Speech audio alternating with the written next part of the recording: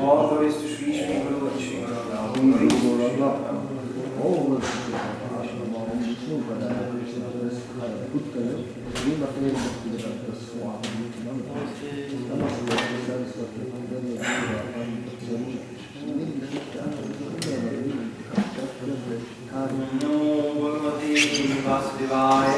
Om Namo Bhagavate Vasudevaya.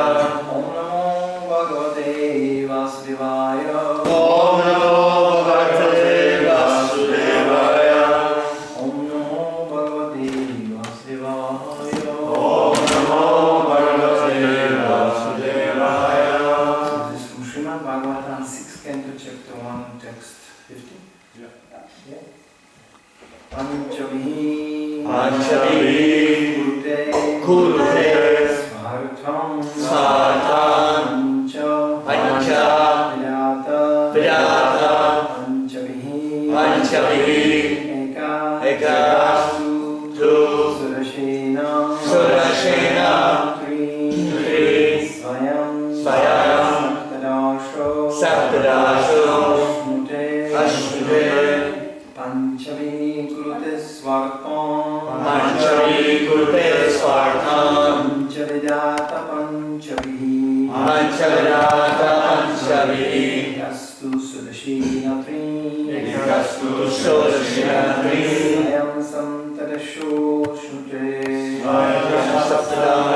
Shute Panchavi Kurute Svartam Panchavidata Panchavi Ekastu Sudashena Tri Swayam Samtadasho Shnute Panchavi Kurute Svartam Panchavidata Panchavi Ekastu Sudashena Tri Swayam Samtadasho Shnute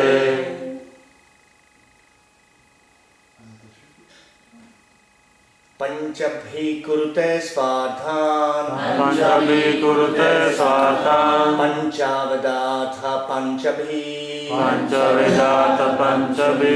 Ekastu Sudashena Trin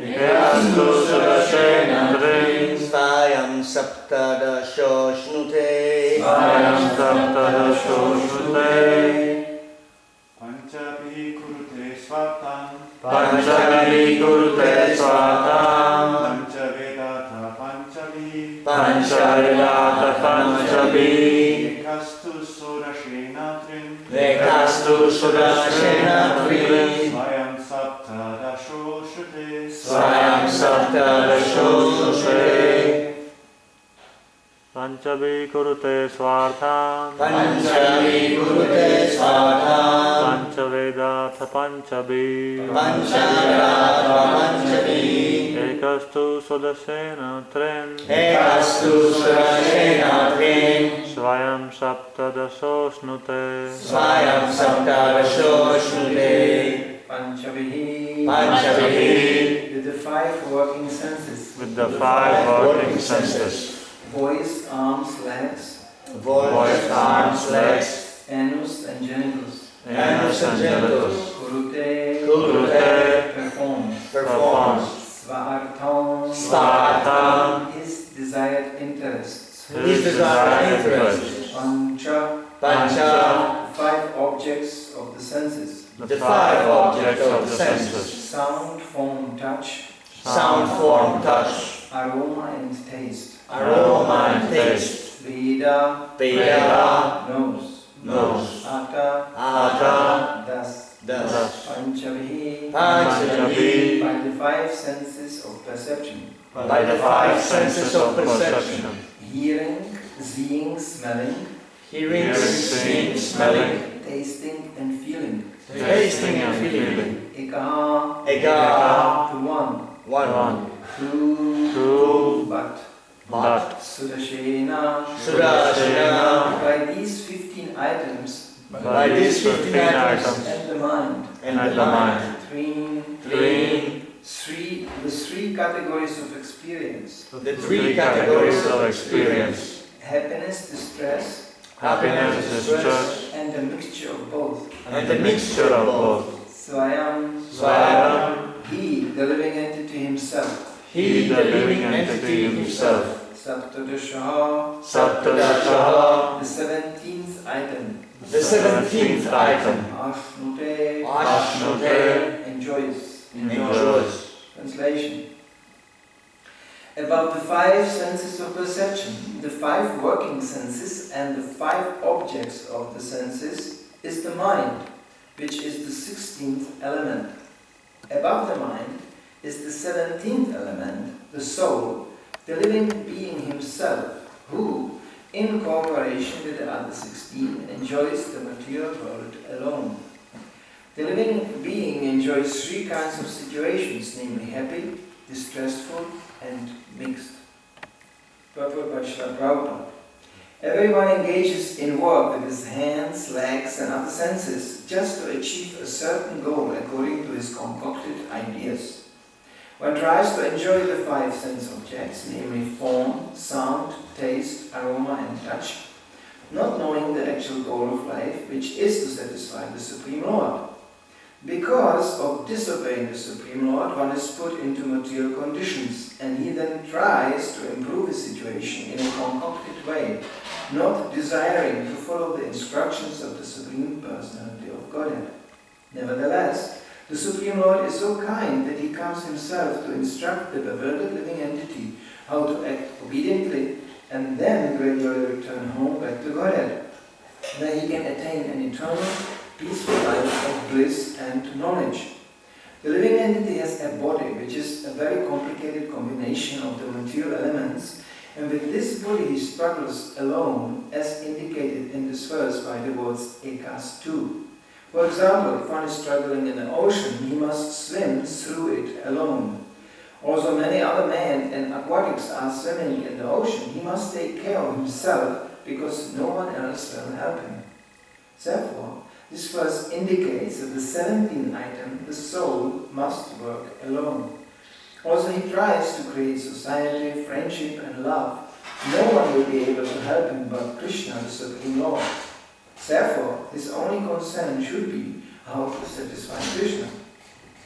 That is also what Krishna wants. Sarvadharmam paridyaja mamikam sharanam vraja. People bewildered by material conditions try to be united, but also they strive for unity among men and nations. All their attempts are futile. Everyone must struggle alone for existence with many elements of nature. Therefore, one's only hope, as Krishna advises, is to surrender to him, for he can help one become free from the ocean of nations. Chaitanya Mahaprabhu therefore prayed, O Krishna, beloved son of Nanda Maharaj, I am your eternal servant, but somehow or other I have fallen into this ocean of nations. And also I am struggling very hard. There is no way I can save myself. If you kindly pick me up and fix me as one of the particles of dust at your lotus feet, that will save me. In a similar way, Bhaktivinoda Thakur sang, My dear Lord, I cannot remember when I somehow or other fell into this ocean of nations, and now I can find no way to rescue myself. We should remember that everyone is responsible for his own life. If an individual becomes a pure devotee of Krishna, he is then delivered from the ocean of nations.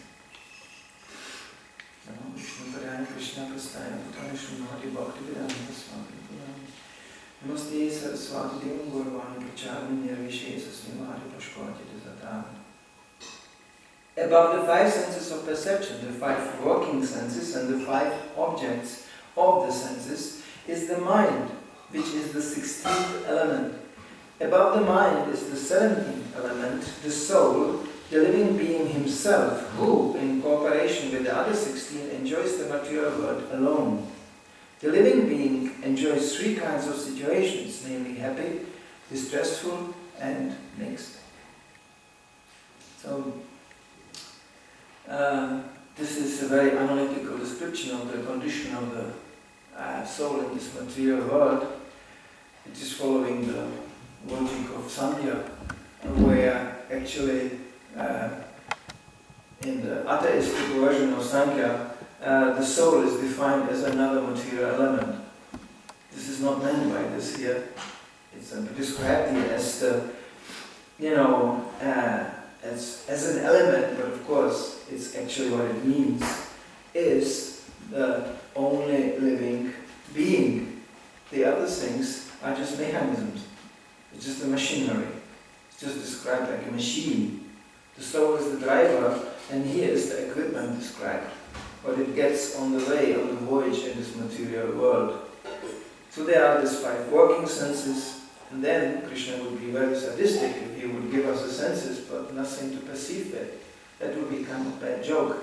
So Krishna is so kind, he gives also to the senses, the sense objects. So we have something to look at, we have something to taste, we have something to touch. And above all, if we are still not illusioned enough, Krishna gives us this powerful tool, the mind. So we can really imagine and speculate things day and night. Mind is the most dangerous of them all, because even when the other senses are shut down, the mind keeps on going. It's a day and night mechanism. It imagines things at night and imagines things during the day. It's called day and night dream. Prabhupada said, in this way the conditioned soul never wakes up. It's in a constant state of dreaming, that means sleeping. We imagine during the night, oh, what a wonderful woman, great. Prabhupada gives repeated example. They said, the imagination and meditation is so strong. A man discharged even center. Even there's nothing going on. It's just he alone. No, it's so powerful. And then we wake up, and during the day, the same meditation, Vaishi, Vaishi, Vaishi. And it goes on and keeps the whole society rolling. Opposite the same. And this is a powerful mechanism, much generated from the mind, which, in collaboration with other more subtle elements like the false ego and the intelligence, puts us in this very deep illusion that this is actually our home, this is reality, this is really happening here, this is really happening. But actually it's like a dream. And existentialists would agree, it's a dream. So Prabhupada said, well, that's great, they are saying this, but if it's a dream, why they are so enthusiastic to enjoy it, if it's just a dream? So what? Why don't you wake up? And waking up, that's a painful process. Because waking up means to realize, first of all, what is described here, we are alone. Nobody will die for us. We try to cling to each other like the passengers of the Titanic ship. They were clinching to each other. They were clinching even to the sinking ship as the whole thing went down.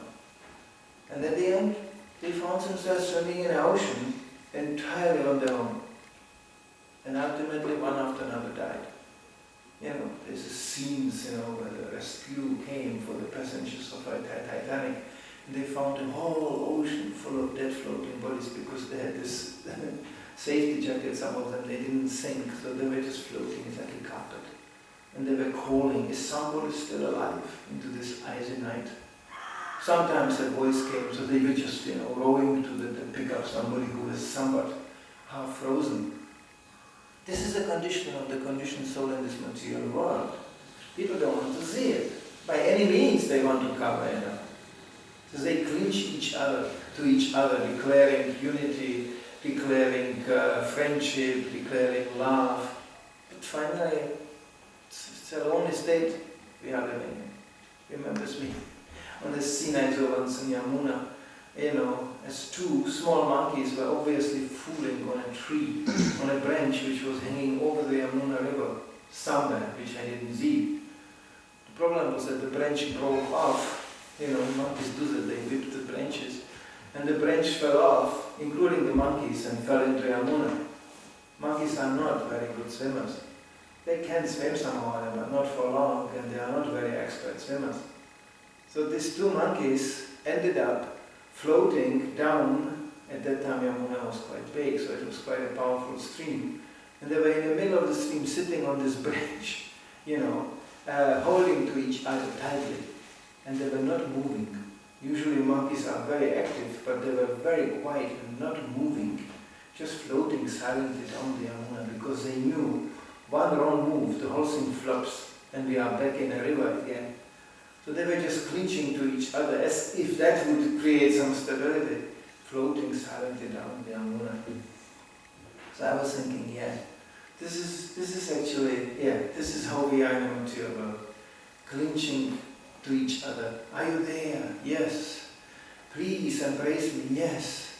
Are you there? Yes. Who is you? I don't know. Who is you? I don't know either. The complete darkness, and then we are clinching to each other desperately, just feeling the presence of the other, just the breathing and just the body, but how long? And then one day you clinch to the body, it's cold. Oh, he died. Oh, and then another one goes, and another one goes. Sometimes people fall down and clinch to the stones at the graveyards, embracing the stone, because here underneath lies my beloved, grandfather or whatever. No, he's gone. He's gone. Removed and pushed on. So this shloka is very realistic. It describes how lonely we are. Now we can ease the loneliness by coming together in Krishna consciousness. But again, what does it mean coming together in Krishna consciousness? It doesn't mean to come, and that word concocted is he mentioned several times in the purport, to come on one's own terms with a concocted concept. And then again, of course, concoction means immediate loneliness. Because I concoct my way, you concoct your way, and here we are just sitting, everybody in his concocted way. Yes, that's me and Krishna. We can even concoct Krishna. And Maya will say, yes, this is Krishna. Look, you saw it moving. Sometimes you see, the poor quality of the garland on the deity, placed causes that actually when a slight agitation is there, the garland falls down from the deity. And the public goes, oh, Krishna moved. He's dancing so ecstatically, the garlands fell off. It was just a weak string, that's all. Material nature is sometimes very plainly revealing. So how do we realize we are not concocting? How do we actually secure our Krishna consciousness from concoction of our own and concoction of others? By understanding the basic need that Krishna establishes right away at the early stage of our idea. You have to surrender to spiritual master. Whatever you feel, think and want, not so important. This is a heavy thing for the conditioned soul. That's why Mataji writes to Srila Prabhupada, I'm constantly sick, I'm falling down. Prabhupada writes back, who said you are falling down? You're just sick, that's all. And sometimes when we get sick, we get more serious in Krishna consciousness. Who said about falling down? Such a wonderful letter, it's kind of eased the speculation, right? But when we concoct our Krishna consciousness, we concoct even our spiritual pleasure and pain. Pain is not pain in the spirit, spiritual life is also ecstatic. But we concoct that. It's called sahajiya. He never leaves the mental plane. His whole Krishna consciousness is sustained on a mental platform. And the only thing which makes that division to come down from the mental platform and becomes real, which will be manifested in absence of agitation, even in the presence of the sense objects. That will be then the proof, right? That even the possibility is there. Yeah, I can enjoy it. I don't. Because I'm busy somewhere else. It's not concerning me really very much. So that's practical. That will be practically visible. And such a realization comes to the mercy of the spiritual master. Therefore people were shocked when the first disciples of Srila Prabhupada started to surrender. Prabhupada always very humorously and with a great satisfaction quoted the American priests who were asking the devotees, are you Americans? But you were raised in a Catholic Church, we were raised in a completely different culture environment. And finally, you end up not caring for God at all. Prabhupada said, now they are mad after God. They are ready to die for Him. What happened? That's the proof that you are really connected. And that happens through a pure devotee. Without a pure devotee, it's just sustained. Vimukta mana means in the mind we are just thinking so many things. Even consider ourselves liberated. In the mind we may think, oh yeah, I'm connected to Krishna. I feel it, I feel it. But let's see what you feel when the real agitation comes. So this is material nature. Maya means also mercy. She's constantly putting us at the test. That's the reason why the tests are coming. You will come name, fame, disgrace, infame. Devotee is not spared of anything. He will taste it also. Question is, what is he going to do about it? As a matter of fact, sometimes you see extremely advanced devotees being put in such a trouble, beyond even the ordinary being. They get crucified, they get whipped to marketplaces, or beaten to death. For what? Just because they chant Hare Krishna, because they are serving Krishna. That's all. Constantly like that. So you may think, wow, why is this happening? How could this happen? When you studied the life of Srila Prabhupada, there's nothing but he was spared. Ultimately arriving at a state of a total loneliness. And Srila Prabhupada lived a very rich social life. As a businessman, he knew many people. And he had a big family and, was certainly socially involved. Prabhupada was always a leader. Even in the school, when he studied, there was people around him.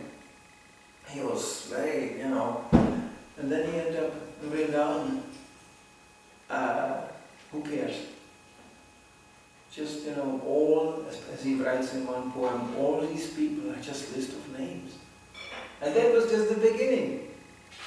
Then he ended up in a much worse place in America, even more alone. Who cares if some old Indian is walking in New York around? They have many of them. There are many people walking around. You can never be more lonely as in such a city like New York. Who cares? You die on the street, sometimes people don't notice for days. They don't notice if somebody dies in an apartment next to them. It's just the smell is sometimes provoking that, they break the door and take the, decomposed body out. Sometimes they find mummified bodies in these apartments of people who died, years ago. They still sit in front of the TV, which doesn't work because they switched the electricity off. Because somehow nobody, kept on paying the rent, and then they didn't even realize the grandmother is not alive anymore. She's sitting there in a sofa, dead. There are many examples of that.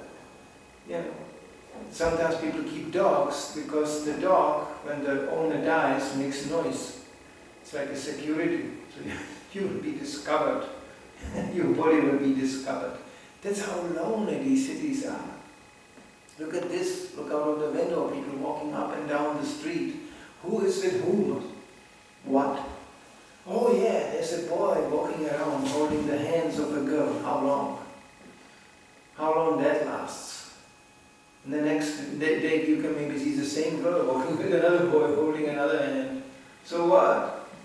People are using each other as handkerchiefs, as this paper handkerchief.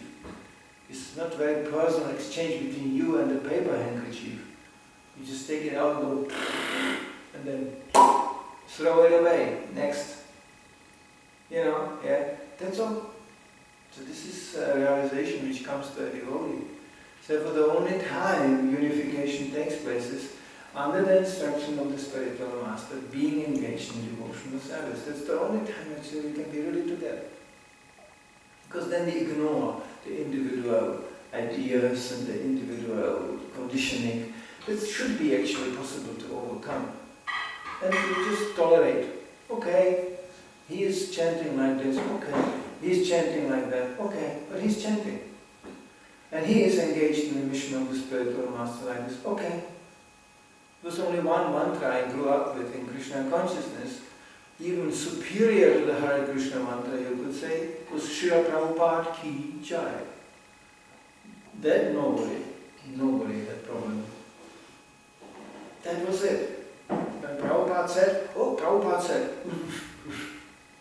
And then there was a big discussion, but I heard that Prabhupada said. Well, that discussion can take place, but already it's on the same platform.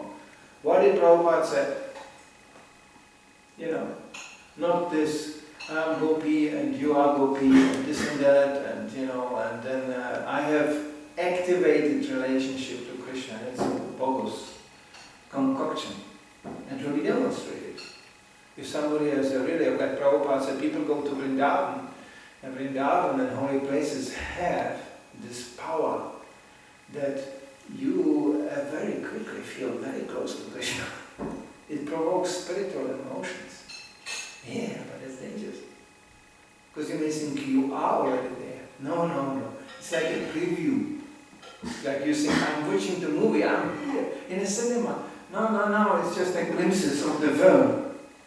You're not really watching the full film, the full feature. You just have a preview. So Vrindavan very easily provokes this emotion. And people think, oh yeah, now I entered this and I can understand that. And Prabhupada said, that might be. But the proof is that you didn't, because you are leaving Vrindavan again. Because if you would really understand and really relate to Krishna, you will never leave Vrindavan again. As a matter of fact, our worship of Krishna is a worship in separation.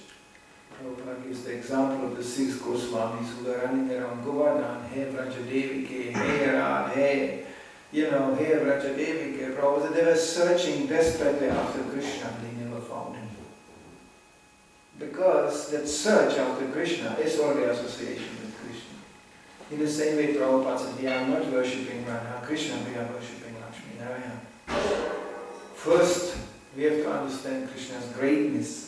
And first, we have to develop the realization of our little insignificant position. And first, we have to develop our awe and reverence towards Krishna, understanding his supreme authority. Then we can, proceed further. And Prabhupada gave us the whole package. Yes, he gave us the beginning, the middle, and the end. It's the same Krishna. Prabhupada always pointed out, in India it's a habit to separate, like Vishnu from Krishna, or Krishna the creator, or Krishna on a battlefield